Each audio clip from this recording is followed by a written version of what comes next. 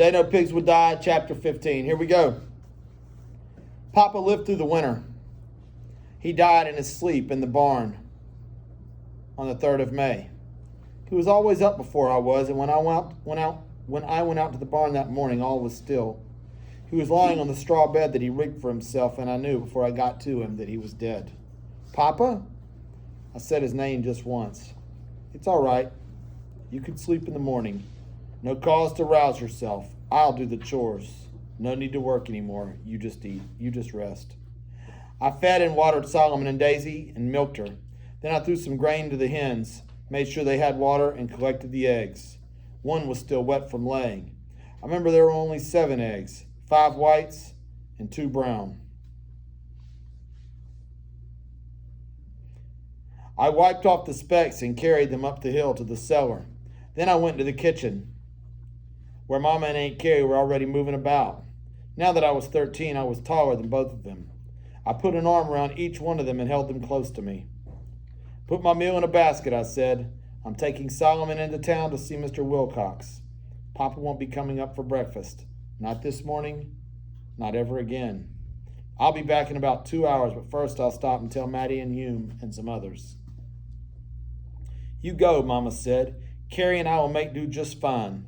There's not time to tell your sisters, and scattered all over Vermont they couldn't come. I'll write letters to all 4, I said. Now, about the funeral, does he have any good clothes? Yes, Mama said. They've been ready for some time up at the camphor chest at the foot of our bed. Mama, if you could get them out and be ready when Mr. Wilcox comes, it would be a help. They'll be ready, she said. I kissed each one of them on the brow and went outside to yoke up the ox. I stopped Solomon at the front gate, went inside and got something, which I never did eat, tied up in a clean checkered napkin, and went into learning. I told Mr. Wilcox, who was a good Shaker man and who took care of our dead. After telling Aunt Maddie and Hume, I came on home. I made just 2 more stops, to tell Mrs. Bascom and Ira, and to tell Mr. and Mrs. Tanner. By the time I got home, Mr. Wilcox was already there. His bay gelding was just outside the barn, hitched to a small rig. People will be coming at noon, Mr. Wilcox, I said to him as he was preparing Papa. Everything will be ready, Robert. Thank you, sir. I told Aunt Carrie and Mama about the time of the funeral. I knew they'd be ready in their best and plainest. There won't be many coming, I said. Maybe 6, that's all. Rob, Mama said, I'm glad we've got you to handle things. I couldn't have done it alone. Yes, you could, Mama. When you're the only one to do something, it always gets done. I dug a grave in the family plot in our orchard. After that, I hunted for a chore, just anything to do. The day before Papa died, we'd been mending a plowshare out in the tack room. Instead of just waiting for the people to come, I worked on it a bit.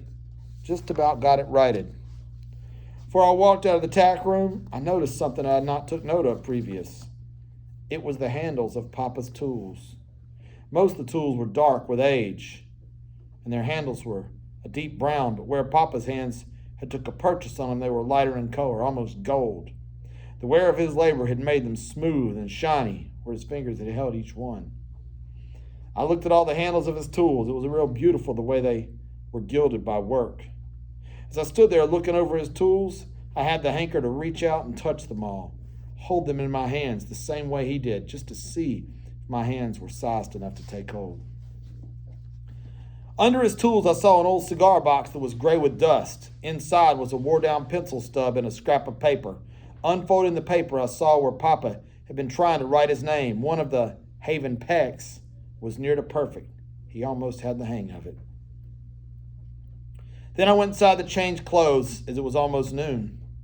As a young boy, I had a black suit that Mama made me, but I always felt like a preacher in it. Besides, now it was way too small, and what Papa owned was too spare. So I put on a new pair of work shoes that were tan, and a pair of Papa's old black trousers, which I turned up inside and stuck with pins. I wore one of his shirts with no necktie. I looked at myself in the mirror to make sure I had the dignity to lead a family to a grave. I looked more like a clown than a mourner. Shirt didn't fit. Tan work shoes just stuck out like I was almost barefoot. I ripped the shirt off and threw it on the floor. Hear me, God, I said. It is hell to be poor. By noon, they'd all come. Just after we got Papa dressed in his coffin into the house. Aunt Mattie and Hume were the first. Mrs. Bascom came with Ira Long, only her name was now Mrs. Long, legal and proper. But in my mind, she was always Mrs. Bascom. Mr. Tanner and his wife came in the black rig with a pair of black horses. I went out to meet them. Thank you for coming, Mr. Tanner. Robert, my name is Benjamin Franklin Tanner. All my neighbors call me Ben. I think two men who are good friends ought to front name one another. And I'm Bess, his wife said, from here on. As the Tanners joined the others in the parlor of our house, I looked up road. Another wagon was coming. It was May and Sebring Hillman. Yeah, I get this part. From town came Isidore Crookshank, along with Jacob Henry and his folks. Last to come was Mr. Clay Sander, the man my father slaughtered for, along with several of the men that Papa worked with. There would be no work on this day, a day no pigs would die. I was glad they came. Some were dressed better than I, and some not even as well, but they came. As I looked at them, standing uneasy in our small parlor, I was happy for Papa. He wasn't rich, but he was not poor. He always said he wasn't poor, but I figured he was just having fun with himself. But he was sober. He had a lot, Papa did. The coffin was open and lying on the long table in the kitchen. It was the only place for it to be, under our roof. Papa was a tall man, but he was not to be seen from the parlor where all our friends gathered. And I was just as pleased. A man can't rest when he's looked at. As eldest son, it was my place to say words about my father. I didn't know what I was going to say. Wouldn't be much. What I thought about Papa couldn't have been said. Being his son was like knowing a king.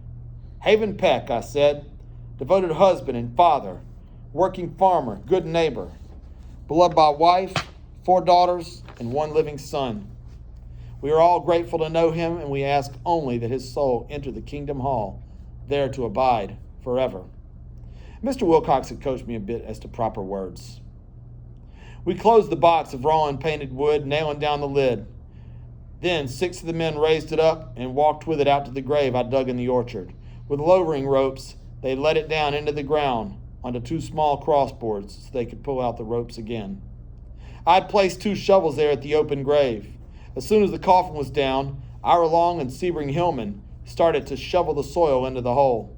The first shovelfuls had some Vermont rock in them, and the stones hit the wood like a drum.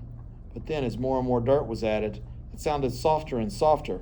When all the earth was finally replaced, they packed it down with the flat of their spades. There was no marker, no headstone, nothing to say who it was or what he had done in his 60 years. We all walked away then, Aunt Carrie and Mama on either side of me. They both looked and walked so proper, and I was proud to be between them. Mama's sweet face, so plain and so empty. What she missed most was not to be spoken of. We all would long for a different parcel of him. Rob, said Ben Tanner, as everyone took leave, if Bess or me can help, lend a hand. Just ask. Thank you, Ben, I said. You're a good neighbor.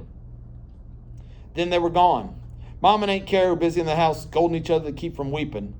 I changed in our work clothes and scraped a wood shim for the door of the house. Solomon had a cut on his eye, and I treated it with boric best I could. At chore time, I paled Daisy, fed, watered, cleaned, and put down fresh straw. Then I ate supper with Aunt Carrie and Mama.